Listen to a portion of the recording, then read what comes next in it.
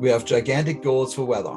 Like, trust me, and we're going to get different data streams, more data streams from not just Media Blue, but also from other providers. But let's take one step at a time. Let's fix what we have, make sure that it all works, and then do things like that, which are all cool. But I want a sandstorm. I wanted a sandstorm since we launched, but I have to sort of hold back a little bit until everything works properly. Improvements to clouds, the possibility of sandstorms, weather changes, and performance improvements, all things discussed in the most recent Q&A for Microsoft Flight Simulator.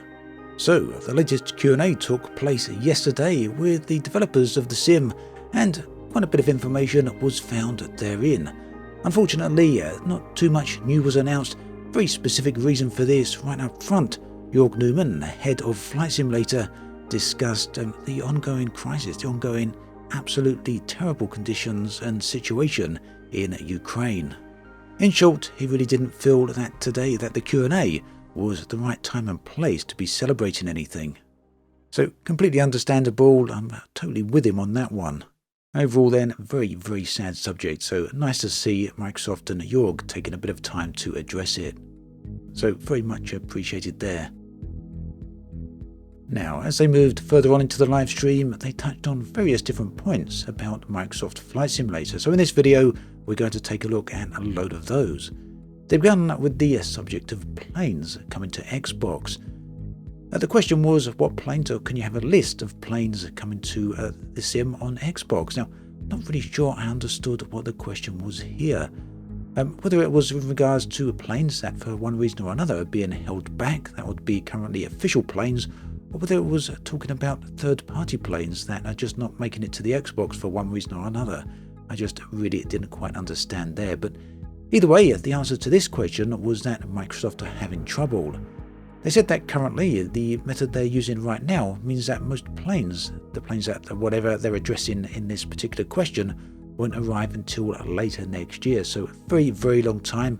Jörg did say that he thinks this is completely unacceptable, and so the team are working on an alternate delivery method that should hopefully get the planes in a little bit earlier, but these may or may not work. It's something they're going to have to test out. So yeah, unfortunately, I'm not too clear on what this particular subject means. If you do know what you're referring to, which specific planes, do let me know in the comment section below. And if you got the correct answer there, if you have the right information, I will actually pin your comment so everyone else can go and find that out. Now, another subject was, I think, kind of useful for Reno Racing, and this is for the ghost planes that you sometimes see. Will there be an ability to toggle this on and off? The answer to that is yes, and that will be coming in Sim Update 10. Meanwhile, they touched on the subject of Xbox Cloud Gaming. Now, I released a video on this yesterday. Basically, cloud gaming means you can play Microsoft Flight Simulator without any hardware other than just a screen, basically, a phone or an underpowered laptop, or an Xbox One as well. So anything that isn't directly supported, you can stream the game from the cloud. One thing that we were wondering about, this one thing I was wondering myself in the previous video, was supported peripherals. So right now, the cloud version of Microsoft Flight Simulator only supports a gamepad. But Microsoft do want to add mouse and keyboard support. This is the next step. No date just yet, but it is on the cards. They also want to introduce touchscreen support as well, and this would be very useful for anyone using it on tablets or phones. They did also touch on why they're bringing it to cloud gaming, and of course the answer to that was to be expected. It's lowering the barrier of entry to the sim, so putting it in the hands of many more people. And personally, I do think that is a very good thing. Moving on to the subject of weather, specifically clouds, they're going to be improved. The question here was, when will clouds in live weather reflect the variety of cloud types in real life? So the answer to this was not at all straightforward. Clouds, of course, in the real world are generated by a whole bunch of different factors. All of these are not necessarily simulated directly in Microsoft Flight Simulator. There is quite a bit of simulation going on there, of course, but nowhere near as complex as the real world. But one of the ways around that is that over time, Asobo are adding additional sliders into the weather presets.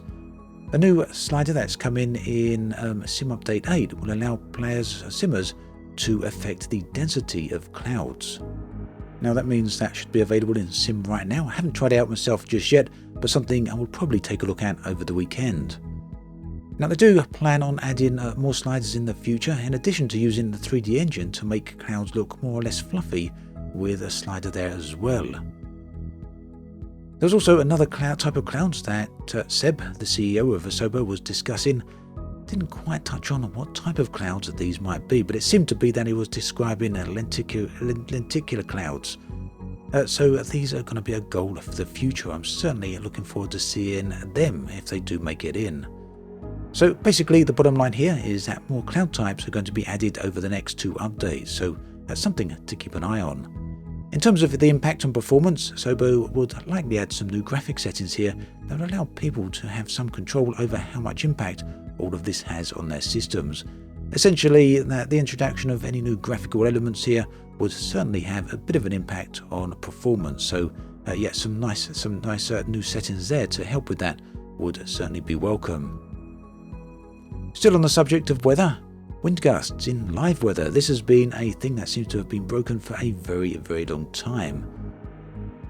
No real word on when this is going to be fixed, hopefully soon, but they sort of diverted on to other subjects, specifically gust simulation, which is being looked at. Something that may be coming in the next Sim update. And a little bit more information on weather, something I touched on right at the start of the video. When can we expect live weather to be enhanced with more data, such as aerosols, desert data, pollutants, and more? What more weather data is planned? Jörg Newman spoke of his desire for sandstorms that he has had since launch. Didn't say that they would actually come, that they would actually be a thing, but did seem to suggest, or imply rather, that it is on the cards for some point in the future. So yeah, more weather variations are certainly planned. Now, moving away from weather, but still on the subject of sliders, there's a topic of Vegitation Slider. Now this is something that apparently was added to Sim Update 8, at least according to the feedback snapshot.